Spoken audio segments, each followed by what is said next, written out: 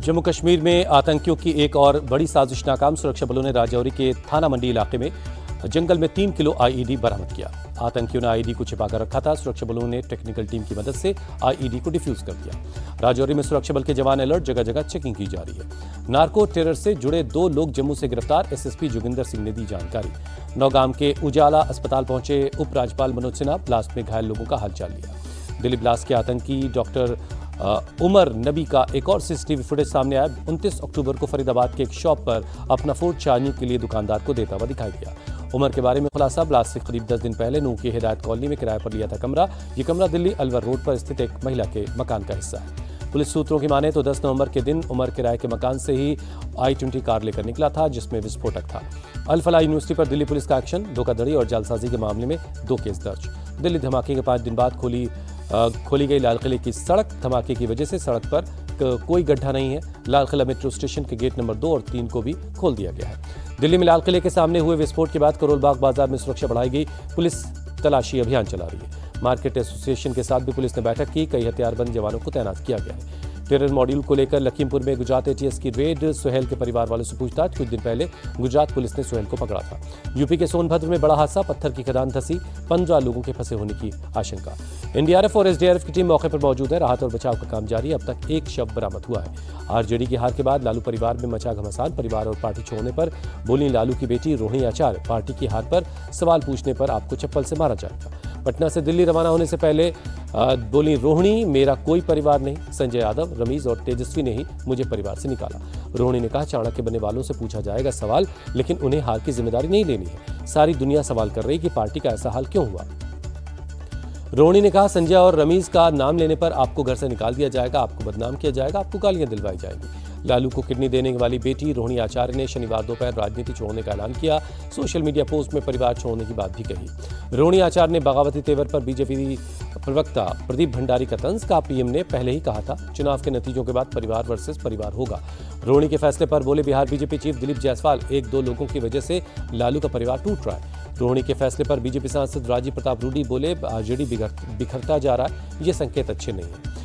BJP नेता रामकृपाल यादव ने लालू यादव के परिवार का इसे मसला बताया। बोले, एक व्यक्ति की वजह से पूरी पार्टी और परिवार बर्बाद हो रहा है। सपा चीफ अखिलेश यादव ने बिहार चुनाव के नतीजों पर उठाया सवाल, कहा 202 सीटें हमें हजम नहीं हो रही। बेंगलुरु में बोले अखिलेश यादव, बीजेपी से हमें सीखना होगा। यूपी चुनाव में भी हमें डबल सेंचुरी का टारगेट फिक्स करना है। अखिलेश को बीजेपी सांसद दिनेश शर्मा ने दिया जवाब, कहा पराजय को सहन करने की शक्ति होनी चाहिए। कर्नाटक के मंत्री दिनेश गुंडूराव बोले, चुनाव आयोग की मदद से बिहार चुनाव में एनडीए जीता है। सीपीआईएम लीडर विंदा करात का निशाना, कहा बिहार चुनाव अगर फ्यूचर इलेक्शन का एग्जाम्पल है तो चुनाव आयोग का नाम भारतीय जनता पार्टी कमीशन रख देना चाहिए। गुजरात दौरे पर पीएम मोदी, बिहार चुनाव में जीत पर भव्य स्वागत हुआ। गमछा हिलाकर नेताओं और कार्यकर्ताओं ने स्वागत किया। सूरत एयरपोर्ट पर आयोजित प्रोग्राम में बोले पीएम, बिहार में नया MY समीकरण, महिला और युवाओं ने भविष्य की राजनीति की नींव को मजबूत किया। पीएम मोदी बोले, सूरत में रहने वाले बिहारी भाइयों से नहीं मिलता तो गुजरात की यात्रा अधूरी रह जाती। बिहार के लोगों को राजनीति सिखाने की जरूरत नहीं है, वो दुनिया को राजनीति सिखा सकते हैं, पीएम मोदी का बयान। सूरत में पीएम का कांग्रेस पर बड़ा हमला, कहा कांग्रेस अब मुस्लिम लीग माओवादी कांग्रेस बन गई, मुझे कांग्रेस के एक और विभाजन की आशंका है। बिहार में सरकार गठन को लेकर हलचल तेज। दिल्ली में अमित शाह से मिले जेडीयू नेता संजय झा, करीब आधे घंटे तक मुलाकात चली। जेपी नड्डा और ललन सिंह की भी मुलाकात हुई। 22 नवंबर से पहले होगा शपथ ग्रहण। गृहमंत्री अमित शाह से मिले बिहार चुनाव प्रभारी धर्मेंद्र प्रधान और विनोद तावड़े। चुनाव नतीजों समीक्षा हुई और सरकार गठन को लेकर बातचीत हुई। आरएलएम के चीफ उपेंद्र कुशवाहा बोले, नीतीश कुमार के नेतृत्व पर पूरा भरोसा है, वो सीएम थे और सीएम रहेंगे। चिराग पासवान ने फिर से नीतीश के सीएम बनाने की पैरवी की। बोले, नीतीश कुमार को ही फिर से सीएम बनाना चाहिए। चिराग पासवान बोले, हमने कड़ी मेहनत से चुनाव लड़ा, जनता ने मेहनत का फल दिया। जेडीयू नेता लेसी सिंह बोली, हमारी जीत जनता की जीत है, हम चाहते हैं नीतीश कुमार फिर से सीएम बने। बीजेपी नेता रामकृपाल यादव बोले, बिहार अंधकार से प्रकाश में आया, उसी पर बिहार की जनता ने मोहर लगाई। बिहार में एनडीए की जीत पर बोले आंध्र प्रदेश के सीएम चंद्रबाबू नायडू, पीएम को पता है जनता से कैसे कम्युनिकेट करना है। चंद्रबाबू नायडू ने बिहार चुनाव में जीत का क्रेडिट पीएम को दिया, कहा उनकी नीतियों पर जनता को भरोसा है। राहुल गांधी पर बीजेपी नेता विजय सिन्हा का अटैक, कहा उन्हें भारत के संविधान में भरोसा नहीं। बिहार चुनाव नतीजों पर आज सुबह 11 बजे प्रेस कॉन्फ्रेंस करेंगे जन स्वराज के नेता प्रशांत किशोर, पार्टी की अगली रणनीति का कर सकते हैं ऐलान। शिवसेना यूबीटी सांसद प्रियंका चतुर्वेदी ने बिहार विधानसभा चुनाव के नतीजों पर कहा, कांग्रेस और आरजेडी को आकलन करने की जरूरत है, उनकी कैंपेन में क्या कमी रह गई। प्रियंका चतुर्वेदी का बयान, बोली मैं उम्मीद करती हूं कि आने वाले दिनों में हम सभी चीजों पर बातचीत करेंगे।